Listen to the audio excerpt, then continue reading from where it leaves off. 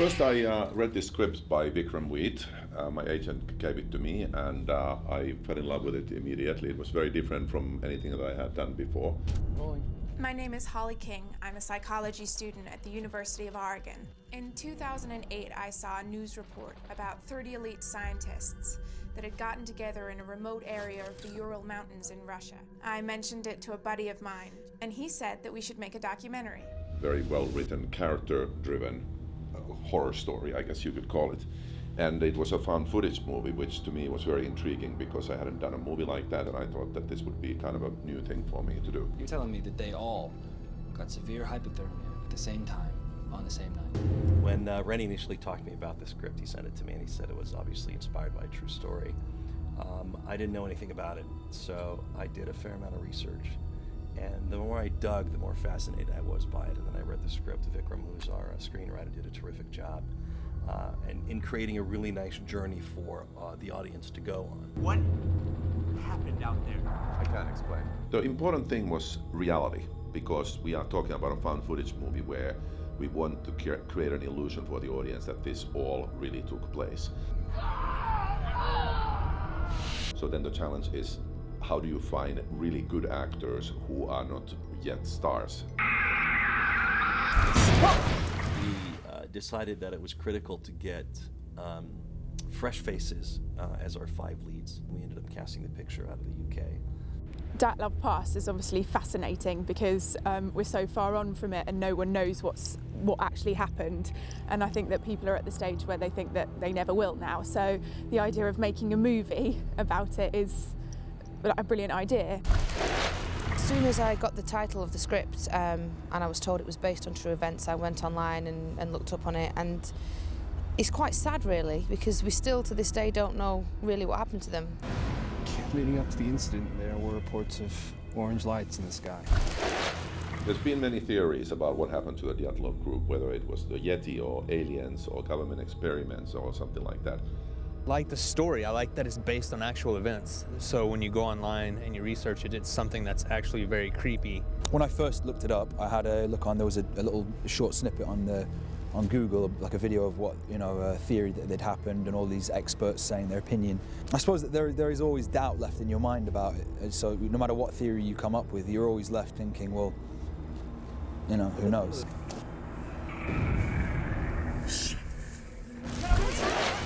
I've got some opinions on what happened, but I think, like Jensen, I don't want to commit to any of them. I want to keep kind of an agnostic approach about it, because any theory you come up with can be disproved by somebody else. So I think it's more exciting in a way to not commit yourself to one idea. Why can't we interview Igor Yurin? He's dead.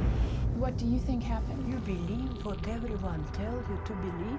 The experience that the actors are having, that these characters are having, needed to be surrounded by a really harsh, cold, dangerous background, and that's exactly what we found.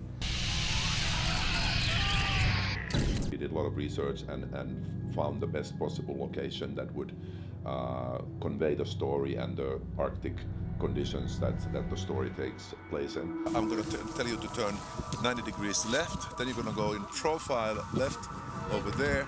Then I'm going to tell you to go behind this first ridge here and then come directly toward the camera. 2 of our producers, Alexander and Sergey, in Russia, and they said for the exterior stuff, you got to go to Kirovsk. It was a place that we knew we would have snow that time of year. It was a challenging place. It was tough to get to and tough to navigate. So we had to plan very carefully how we would get everything done, and then when it got dark, we would do scenes in interiors.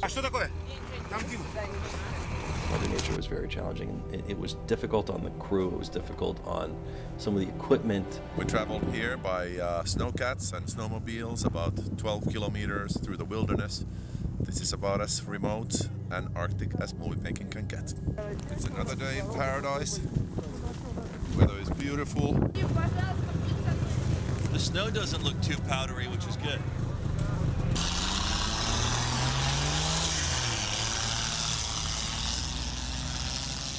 Shooting in snow or water or in any kind of condition, it's just a matter of being prepared and having the right equipment.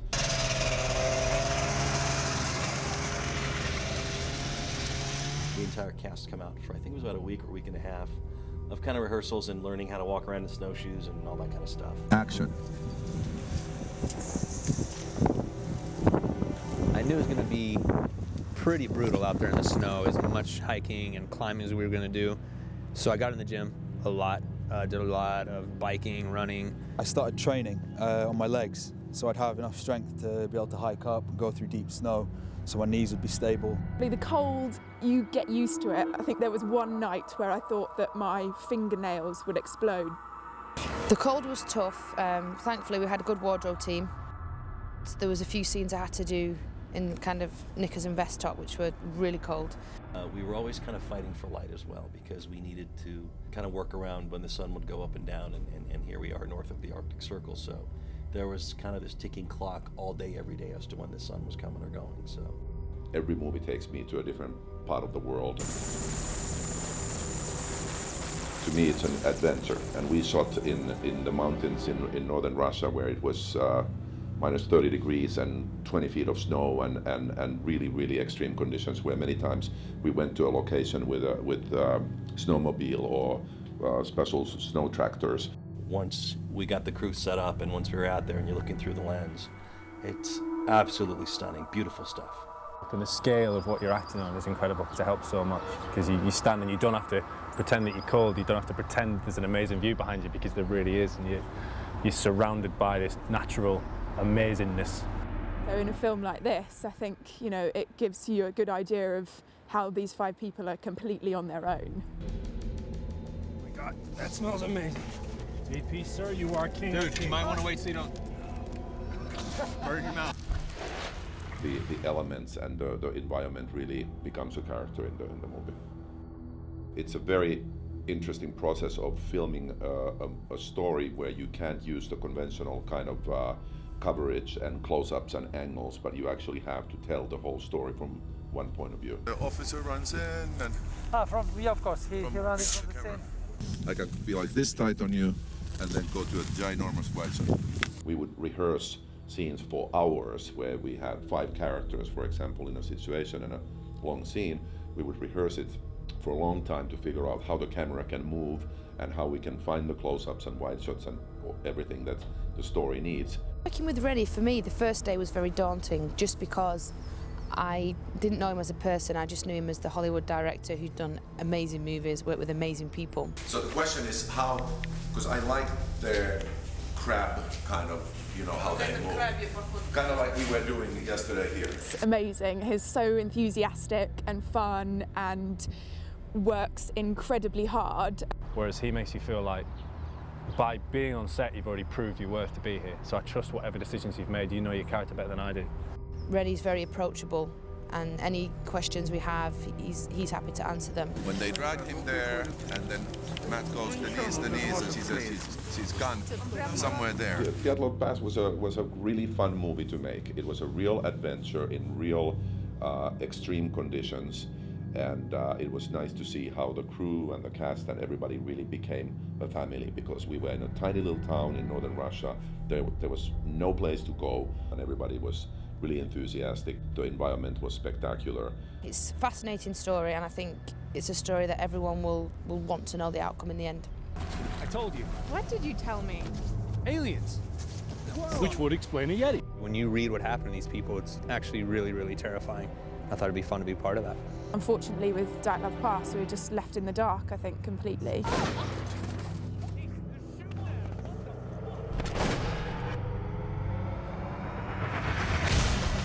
No scientist has been really able to give an answer to what really happened in 1959, and we are trying to sort of recreate those events and keep our point of view. And obviously I want the audience to buy the reality of the story, buy these characters, and I want them to be scared witless.